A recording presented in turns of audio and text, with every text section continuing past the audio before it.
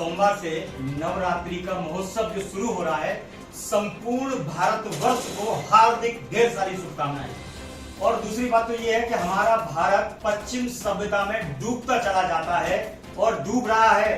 Hi hello और हिलते रहो, ये भारत की संस्कृति हो चुकी है। ये भारत यजुर्वेद का था, ये भारत सामवेद का था, कई वेदों का था, 18 वेदों का था।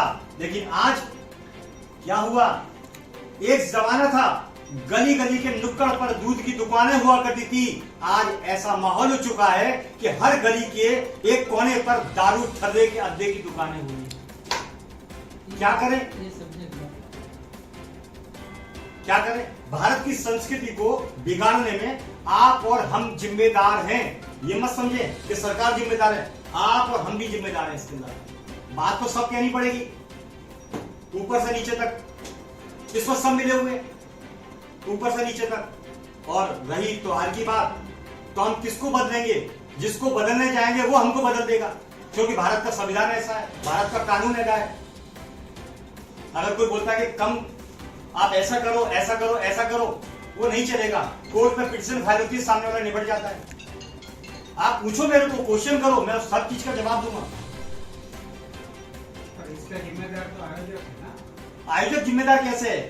जो जाने वाले हैं उनको भी मजा आ रहा है, वो भी जिम्मेदार है इसके अंदर। घर घर की संस्कृति बदल चुकी है। आज कभी माँ शब्द हुआ करता था, एक पिता शब्द हुआ करता था, तो मॉम कर दिया, पश्चिम सभ्यता में चले गए। मॉम का मतलब होता है डैड, मम्मी, और डैड का मतलब तो डैड, आप समझिए। ऐसी संस्कृति हो चुकी है, कोई खुद नहीं चाहता है कि हमारे भारत की संस्कृति में लौटा जाए वापिस। हम कितना भी प्रयत्न कर लें, हम तो ये पूछेंगे आपसे कि भारत 900 साल गुलाम कैसे रहा?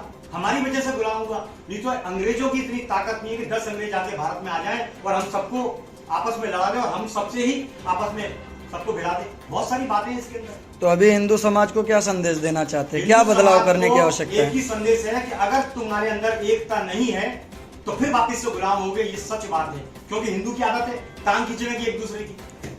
फिलहाल अभी सामने नवरात्रि पर्व आ रहा है, उसके बारे में क्या कहना चाहेंगे? अपनी संस्कृति को मर्यादा में रख के आगे बढ़ना चाहिए। प्राचीन संस्कृति को उठा के देखो आप, किस तरह खेली जाती थी नवरात्रि, क्या होता था। वो संस्कृति को जाएंगे तो मालूम पड़ेगा ना। तो वर्तमान में समस्याएं क्या आ रही हैं? अभी तो समस्या ऐसी आ रही है कि एक तो विचारों के अंदर जो लोगों की धारणाएं बनी हुई है वो बड़ी अजीब है। खेलने जाते हैं या खिलाने जाते हैं, मुझे वही समझ में नहीं आता है। माता को पूजने जाते हैं या खुद पूजने जाते हैं, वो कुछ समझ में नहीं आता है। धार्मिक का जो उदाहरण था, जो स्थिति थी, वो बिल्कुल बदल गई है। धर्म का मामला धर्म से रहा ही नहीं, ये खुद की एक डेकोरेशन के हिसाब से हो चुका है। इसके जिम्मेदार हम सभी हैं, हम सभी जिम्मेदार हैं। हमारे घर की परिस्थितियां, अपनी संस्कृतियां और अपने राजगुरु जो अपना प्रचलन है, वो सब जिम्मेदार है। भारत ही जिम्मेदार है इसका। सुधार कैसे होगा? सुधार तो ऐसा होगा कि हम सबको मिलकर धीरे धीरे करके जन जागृति फैलानी पड़ेगी। जैसे भारत 50 सालों में आजाद हुआ।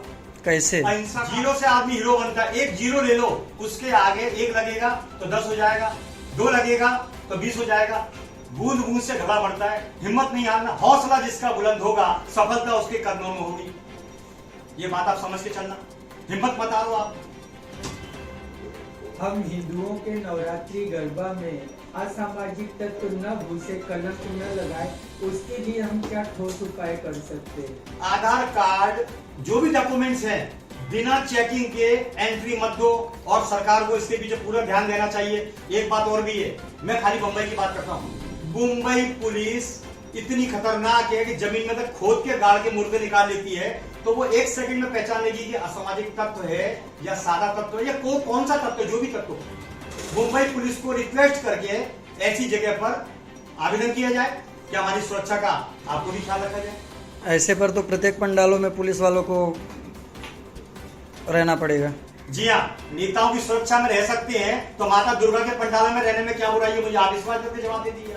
एक पुलिस 1000 पर भारी है, बस उतना मैं जानता हूँ। एक पंडाल का अगर एक पुलिस है तो अराजक तत्व वैसे ही दूर हो जाएंगे। तो सबको इकट्ठा होके, एकत्र होके एक सामाजिक माहौल बनाया जाएगा। जिस तरह अगरबत्ती जलाई जाती है, धीरे धीरे सब जगह फैलता है उसका धुआं, और पड़ोसी बोलता है कि सुगंध अच्छी आ रही, कौन सी अगरबत्ती जलाई, उस तरह से माहौल बनाना पड़ेगा। इसके पीछे मेहनत तो है। लेकिन सुधार आ जाएगा। जिस तरह हमारा भारत पश्चिम सभ्यता में डूब गया, तो हम वापस से अपने भारत को पुनर्गठित करेंगे, मेहनत करेंगे। आप लोगों का सहयोग रहेगा तो बहुत जल्दी इस काम को अंजाम दे देंगे, और ऐसा मैंने किया है।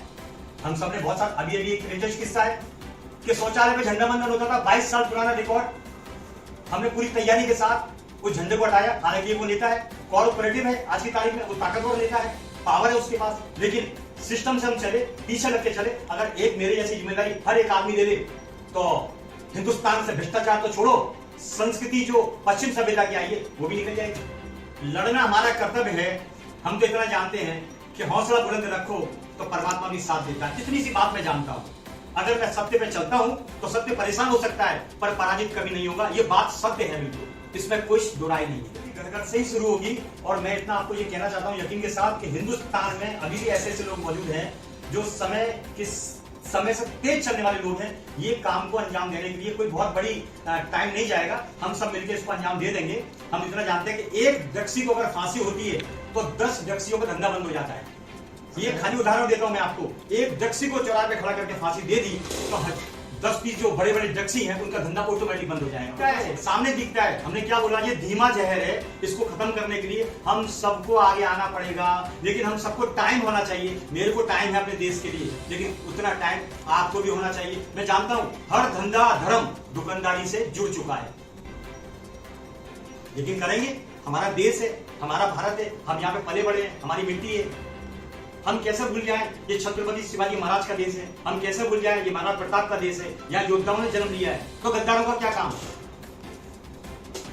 जिस भारत में दूध दही की नदियां बहती थी, आज ड्रग्स, चरस, गांजा, अफीम के धंधे होते हैं। ये बड़ा शर्मनाक विषय है। ये कैसे आया हिंदुस्तान के अंदर? कहीं ना कहीं हमारी गलती है। सिस्टम तो भी इसका जिम्मेदार है। हाँ, है ना, सिस्टम खुद जिम्मेदार है। 130 करोड़ की पब्लिक है, और 130 करोड़ की पब्लिक के अंदर 10 लाख सिस्टम है। तो पब्लिक जिस दिन जागृत हो गई, सिस्टम ठंडा हो जाएगा, और हमारे हिसाब से सिस्टम चलेगा, जनता के हिसाब से सिस्टम चलेगा। हमारी मानसिकता कमजोर कैसे होती है? अब मानसिकता कमजोर तो हमने खुद ने कर ली। कि हमें हमारी संस्कृति पे भरोसा नहीं किया। हमारी संस्कृति पे खुद को भरोसा नहीं है, ये खुद की मानसिकता में आ गया। लेकिन आज भी हम यजुर्वेद, सामवेद, अर्थवेद के मुरीद हैं, उसके अलावा हम कहीं नहीं जाते।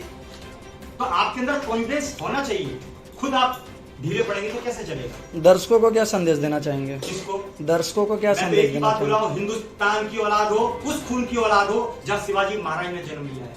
उस खून की औलाद हो जहां लक्ष्मीबाई ने जन्म लिया है। इस भारत की मिट्टी को शर्मिंदा मत करो। हमारे भारत की संस्कृति को वापिस से प्राचीन सभ्यता के अंदर लाना है, और भारत को भारत रहने दो।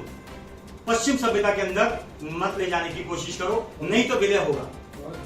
भारत माता की जय।